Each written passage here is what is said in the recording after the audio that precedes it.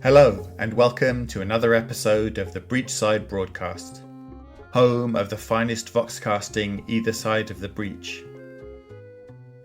On our previous instalment, we began the story of Ashes of Malifaux, and we learned that the Burning Man remained a force in the world after his sudden disappearance. On today's episode, we meet scholars and researchers hunting for the truth about what happens to him. I hope you enjoy part 2 of Ashes of Malifaux, right after this word from our sponsor.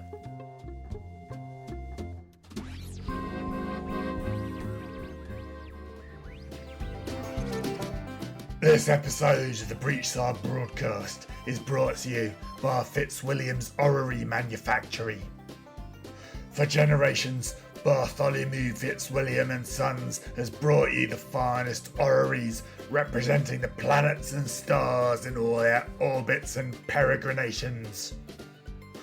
Once his work on the Earth's night sky is complete, Old Man Fitzwilliam aims to be the first astronomer to map the skies of Malifaux, if he lives that long.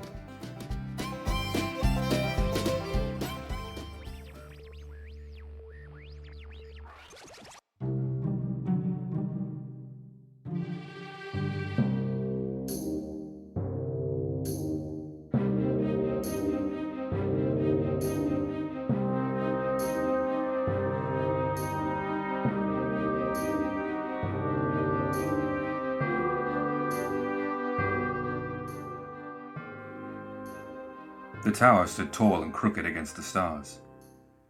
There was a pall in the air, rising from the grates that lined the cobbled street. It stank of rotting flesh. Aaron swore as he wrapped a kerchief around his face. I do not like this Guru Desai. Von Stuck is a monster and a madman. He is not to be trusted. I do not approve of his subject matter nor his methods. True. Sandeep tilted his head up at the crowns in the tower. A yellow light glimmered in the windows of a glass dome. He could just make out a figure, pacing back and forth. But he is an academic at heart. And in the current climate we must learn to put disagreements behind us and collaborate when it seems prudent. Still, you should not go in alone, Aaron said. There's no telling what may be waiting for you.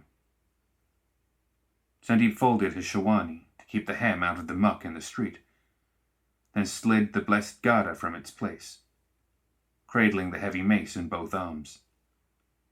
The spirit contained in the brass hummed against his skin. Sandeep closed his eyes until the feeling passed. Have faith, Aaron, he said quietly. I am never alone. The path up to the tower wound through an overgrown moor. Gravestones and rusted-out machines poked through the grasses, while other areas looked like they'd been torn open, exposing broken sod and shattered stones. The tower itself appeared unguarded, and the open door led to an iron spiral staircase, bolted to the inside wall. The only light came from above, a flickering yellow glow that barely illuminated the rickety steps.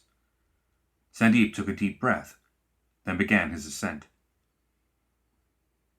The room at the top of the stairs was the perfect picture of academic chaos. Chalkboards and star charts hung from makeshift wooden frames, their surfaces covered with calculations and timed observations, with hasty conclusions scribbled in the margins in bright red ink. A grotesque orrery dominated the center of the room, its planets made of weathered skulls and jars of pickled organs, each held by the putrefying grasp of a severed hand. It was a mystery what the model was meant to depict, as Sandeep had never seen these orbits, or heard of anyone claiming to map the celestial bodies of Malifaux. The device clicked forward, its engine running on cogwheels of human teeth. Remarkable, don't you think? Von Stuck asked. Sandeep tore his attention away from the orrery. The professor stood on a raised platform on the opposite side of the dome, staring up into the heavens. A window, one of several dozen built into the glass walls, stood open, allowing a complicated telescope access to unobstructed sky. Von Stuck's attention was fully on the stars above. He suffered only a brief glance in Sandeep's direction. The way these patterns come together, I mean. I haven't given myself to the astronomer's discipline even back home, Sandeep said. He circled the orrery, ducking under the outer orbits. The stars here confound me. I ignore them. To your great loss, Albus said. He stooped to peer through the eyepiece, making minute adjustments to the brass knobs of the telescope. I was like you once, perplexed by their inconsistency, frustrated by the fickle nature of their orbits, the circuits drawn across the night. I thought I was lost without them. It has been a great gift to recover them, and myself. He straightened up and gestured to the eyepiece. Here, see for yourself. Sandeep hesitated. Ever since the Burning Man's appearance, he'd seen many students, and not a few colleagues, succumb to madness, often through the most innocuous paths. Looking through a necromancer's telescope at impossible stars seemed a risky endeavor. Why did you call for me, Albus? He asked. It is a dangerous thing, seeking help from your enemies.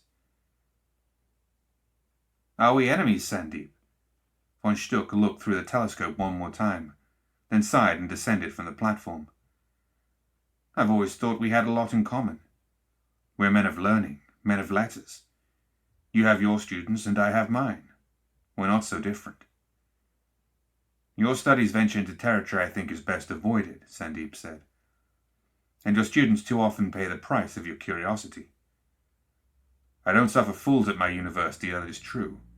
But I'm sure you extract the price from those you instruct. Albus plucked his glasses off his face and gave them a vigorous scrub with his sleeve, spreading filth further across the lenses. I've heard rumors of one Mr. Bart, who might have something to say about that. A regrettable accident, Sandeep said, voice low and controlled. Now be clear, Albus. Why am I here? To see the stars, Albus answered, gesturing to the constellations that twinkled dimly beyond the smeared glass panes of the observatory. But also to hear a theory, if you're willing. Von Stuck didn't wait for Sandeep to confirm his interest. There is something new, something changing. Have you any thoughts about the Burning Man? Why he's been absent of late? Sandeep furrowed his brow. I don't follow. His influence remains, but it's well documented he moves between Malifaux and Earth. Even backward and forward in time, some have said, randomly stitching his way through reality like a loose dart. Ha, a flaming dart. Very apropos. But you're right on all accounts. But that is where things have changed. Random is the key word here. Von Stuck laid a hand on the orrery and gave it a spin. One of their planets was a tiny oil lamp in the shape of a man. Knotted wicks burned brightly as it orbited the model. Sandeep couldn't help feeling drawn to the little lamp. The Burning Man is a force of nature, Albus. He's random, uncontrollable. Von Stuck let the model of the Burning Man pass to the other side of the orrery. Ah, but that's where you're wrong, old friend. You see, even natural phenomena follow a process. They react, they resolve, cause ripples. These recent weeks have broken that pattern. Sandeep stepped away from the disturbing planetary model, making sure Aaron was still outside the door. So, what have you found? The Burning Man's location has never been accurately plotted, but the amount of time he spends on Earth and in Malifaux is fairly consistent. Or was consistent, I should say. Von Stuck gestured proudly to his insane scribbles and astronomical charts. The stars reveal all if one has the patience for it. And now? Sandeep asked, intrigued despite himself. Now the margins of error are far larger than they were before. He's going somewhere else, blinking in and out of this reality, here one moment, gone the next. Sandeep felt the Garda stir as his irritation rose. Wouldn't shifting through time cause gaps like that? Perhaps he's doing that more frequently. Von Stuck knowingly waggled a finger. I calculated in some leeway to cover possible time changes. Any historical anomalies that pop up are accounted for, give or take a few degrees. No, my dear friend. This means, if my theory is correct, that the Burning Man is reacting to something, or responding to it, maybe. One and the same. Sandeep peered at the sky. None of the stars made any sense to him. but he doubted few people in Malifaux knew them better than Albus. What do you think this stimulus is? Von Stuck gestured hopelessly. I have no idea. That's why I thought I'd run it by a man who knows more about the mystical arts than I do. The elementalist slipped into meditative thought, rapidly piecing together the information he'd been given. A pit formed in his stomach and grew deeper with every new hypothesis. The Burning Man wasn't hiding or weakening. He was expanding. The pages shuffled into Maxine's hands, dry parchment slithering across sweat-stained ink, numbers running together in a blur of algorithm and anarchy. She had to be sure the calculations were correct. He was coming back. Maxine could feel it in the back of her head, a pressure like a migraine swelling at the base of her skull. She just had to hold on a little longer. Gretchen would know what to do. She always did. But what if the numbers were wrong? Had she missed something? Shuffling the pages back and forth, Maxine checked and rechecked, her eyes losing focus as the ink melted together. She had to be sure. She had to know. "Excuse me, Mom." Gretchen's irritating little servant popped his head around the corner, startling Maxine. The stack of pages in her lap fell to the floor in a cascade of paper. "Oh, terribly sorry, Mrs. Agassiz. Here, let me." The man stooped to pick up the pages. Maxine batted him away. "Don't touch those, just leave them alone." She scooped the fallen pages into her lap, clutching them to her chest. "Leave me alone." "Yes, of course," the man said nervously. "Like I said, only a minute." Maxine held the crumpled papers close. Her office was uncomfortably quiet, though Maxine knew the business of the society was still going. Servants moved through hidden corridors, members met in closed rooms, agents made plans and executed hunts. Were they avoiding her? Had she been cut out of the inner workings of the society? Her research demanded so much of her time, and it was so much easier to think when it was quiet. Easier to push the strain away and focus on the problem. The problem. Her problem. Maybe she checked the numbers again, maybe... One of the oil lamps at the far end of the room hissed and spit. Maxine glanced up, then nearly fell out of her chair. The tongue of flame at the end of the wick collapsed in on itself, replaced by a sliver of endless void, wreathed in bright cinders. It looked like an eye of impossible colors. The air shivered with power, and the pressure in Maxine's head doubled, like she was drowning at the bottom of a deep and silent sea. "Not now," Maxine whispered. "Not yet. Just a little longer. Not yet." "Do you need more time?" Gretchen asked. She stood in the hallway, glancing from Maxine to the oil lamp. The flame danced cheerfully in the hurricane lamp. "I have to admit, I'd prefer not to delay this until tomorrow." "No!" Maxine jumped up, dumping a sheaf of papers to the ground once again. She gave them a cursory look, then kicked them out of the way. "I'm ready. I can explain. I'm sure I can explain." She followed Gretchen through the winding society hallways and into the woman's office. English Ivan sat in the corner, staring with haunted eyes at the middle distance. Maxine froze. "I'd rather have this discussion in private if you don't mind," she said. "I don't want to cause alarm just in case my numbers are off. Not that they are, but still. I think you'll find Ivan may already have an inkling of what you're about to tell me. He stays." Gretchen shut the door and strode to her desk. "Now let's begin. Maxine?" After a moment's hesitation, Agassiz went to the desk and unloaded her remaining papers. "The numbers are changing. I don't mean in the traditional way, the way you'd expect, variance and precision and drift. I mean the numbers themselves are changing." She glanced at Ivan. The spy sat impassively in his chair, hands clasped close to his face. "Something has gone wrong with the formula." "Wrong how?" Gretchen asked. "Wrong as in you're not sure when the Burning Man will return, or—" "Wrong as in having to deal with something unexpected," Ivan interjected. "Yes." Maxine straightened her shoulders. "He's no longer on a predictable path. I have a feeling, and this isn't something I can prove or even speculate about, but a feeling in my gut that he's thinking. The earlier pattern might have been a ploy, to lull us into complacency. To make us think we knew, and we don't know. Not quite.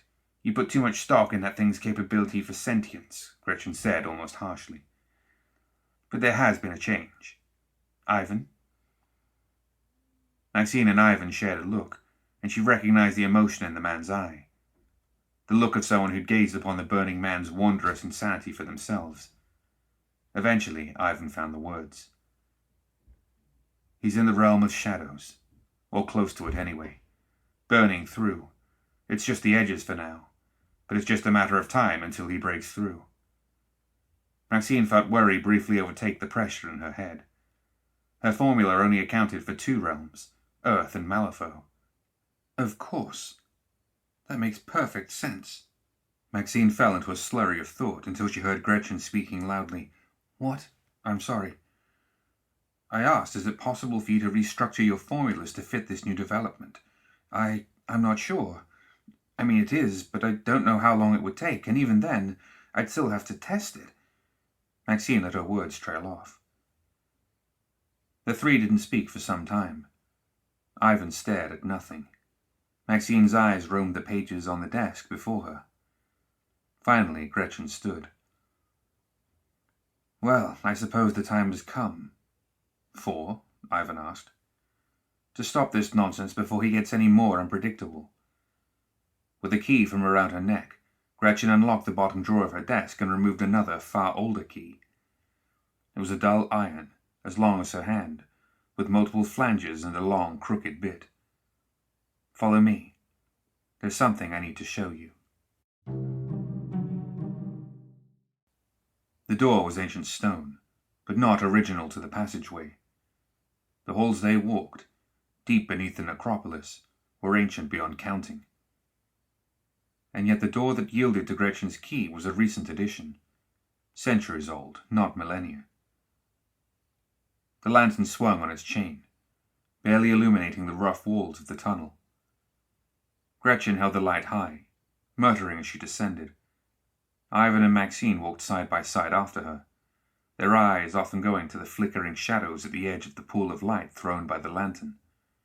Left, then right. 100 paces. The corridor with the broken stone, beyond the echoing dome, down the path that slithered with moss. It had been years since Gretchen walked this route, but she knew she was still on the right path. Then they came around the corner and her light fell across the machine. Pitted stubs of corroded iron bars marked the edge of the chamber. The walls were etched with crude hash marks, groups of 6, counting into the hundreds. But what dominated the cramped space was a machine of incalculable complexity and age. Gretchen paused at the edge of the chamber. This, she said, gesturing with the lantern, this is the solution. What is it? Maxine asked. The terror was gone from her eyes, replaced by scientific curiosity. She stepped over the line of corroded studs and bent to examine the machine. Some kind of weapon. It dates to the time of the tyrants and is very powerful. So powerful that I have hesitated to bring it to light. Gretchen smiled confidently. But the time is right. You didn't answer her question, Ivan said, examining the walls. This was some kind of jail cell, don't you think? Perhaps, but the machine has nothing to do with that. Or it was part of the prison, Maxine said. She stood up and faced Gretchen, blinking into the lantern's glare. How does it work? Can it work? She reiterated, taking note of several empty spaces near the core. Over the years, I've made sketches of the machine's inner workings, schematics that have boggled the minds of the Society's best engineers. I don't know the specifics, but there is a void at the center, an emptiness keeping the great power in its workings deactivated. Gretchen brushed a hand across the gleaming flank of the machine. The kind of power that could kill a tyrant. So you don't know how it works or what it really does. Do I have that correct? Ivan asked. Gretchen allowed herself a smile, small but smug. I know what you get up to in the dark, Ivan. I may not know exactly how it works, but I've spent time finding the people who do. There are still a few missing parts, I will admit. That's where you come in. English Ivan didn't take comfort in the shadows he called forward. They felt constricting and unknown. That was truly terrifying. How many pieces of her puzzle did Gretchen Janus keep hidden? How long had he been an unwitting fly in her web? Now back upstairs. We don't have time to waste. The fourth rests where it all began, and will begin again. Your allies are few, Nekima, Castora remarked, savouring the acidic black blood from the half-human he was consuming. The broodmaster's body was somewhere between nourishment and starvation, a balance he worked to keep. Nekima's half-bloods provided a guiltless meal, but overindulgence was always dangerous. Castora could feel himself hovering on the brink, urged to glut on black blood and embrace every ounce of his ancient strength. Nekima's face twisted in a mixture of embarrassment and displeasure. Her uncle's statement wasn't new information, but hearing it from the elder's mouth stung. Our people are divided. Lilith's rule weakened us, and now I'm left to face the Autumn Court with the scraps. You still plan to face Titania? Castora asked. Images of the resplendent Fey Queen filled his memory.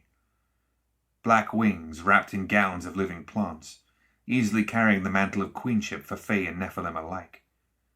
We followed her into battle countless times, watched as she brought all of Malifaux to bear against the tyrants. Titania's might would be greatly reduced from her time in Nythera, if what Nekima told him was true, but every minute she spent in Malifaux would consolidate the influence she'd lost. I have no choice. We have no choice, Nekima insisted.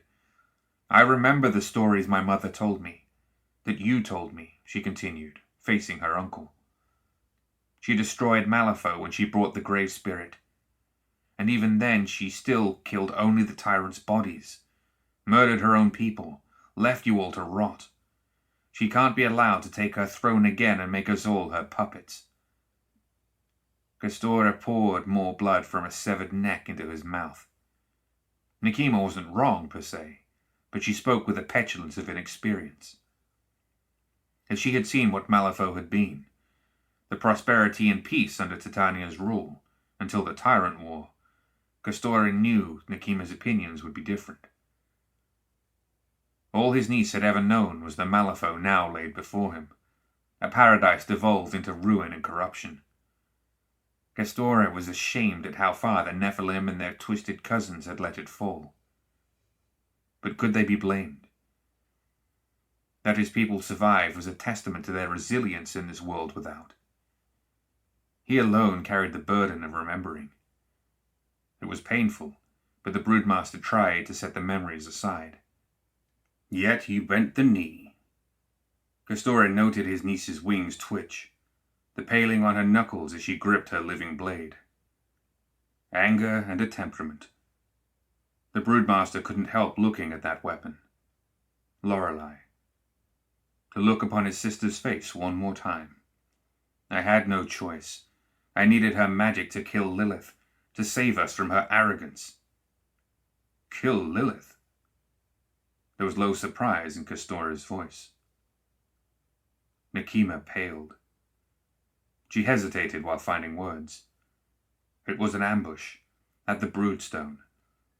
We took her by surprise, and I felled Lilith in combat, as was my right, she finished confidently, hefting her living blade.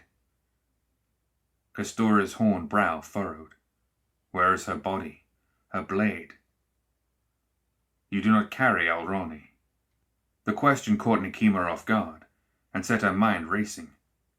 She had fled before dealing the final blow, but Lilith's wounds had been fatal. That didn't explain the lack of a body. Few corpses remained when Nekima returned to the Broodstone, but Lilith's had not been one of them. Nor had any Nephilim come forth to lead a brood of their own.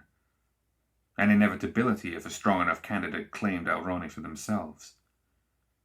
Nekima waved the spiraling thoughts away. That's not important now, she insisted. You know how strong Titania can become. We must strike hard and quickly before she restores more of the Autumn Court. Your brood and the denizens of the hushed copse are mighty, but we need more. Castora stared at Nekima for a while, before settling back and allowing his questions about Lilith to drop. You face an ancient force, one who knows more than you or I will ever know in our lifetimes. We are also predictable. Combat and frontal assaults are a Nephilim's way, and Titania expects this. My hushed copse brings its foes down differently, but not differently enough. The more variation we can call upon, the greater our chances of success. Nekima bit her lip as she thought. Yes, that makes sense. That's one of the reasons I asked the Etikethai to wake you, to see if you remember any old allies who might join us. The large broodmaster took a breath, scarred chest expanding over half-full veins. You've asked Ithana, the Sycorax. Ithana the coward keeps to her gardens. She's too close to Titania and the Wildlands. I'd say she won't break her neutrality until the war is almost decided, Nekima hissed. The Sycorax refuses. The Etikethai only cares about preservation, but aren't willing to fight for it. Castora considered Nekima's statements. Ithana had always been patient, almost gentle, but her mastery over poisons and the flora of Malifaux was second only to the Autumn Queen herself.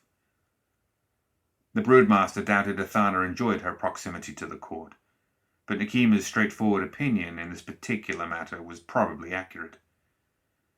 The Etikethai's reclusiveness was another matter, and something to push further on. There are others. Not Nephilim, but those created alongside us, or born Fae who became something other than their original selves. The Leech King and the Hungering Darkness. I remember. Rousing their attention could be unwise. I've never heard of this Leech King, but the Hungering Darkness is... I don't think it's what you remember. Castora noticed the color drain from Nekima's face again. If his niece feared the Hungering Darkness, the time for alliances with the creature was likely far gone. Very well. Castora rubbed a stained claw across his chin, sizzling with remaining drops of black blood. But they are not the only two. A great many places still hold secrets I doubt the Autumn Court has uncovered, especially those beyond the Knotwoods. The Broodmaster stood, pushing himself up to his full height and flexing his wings. Let us see how many remain.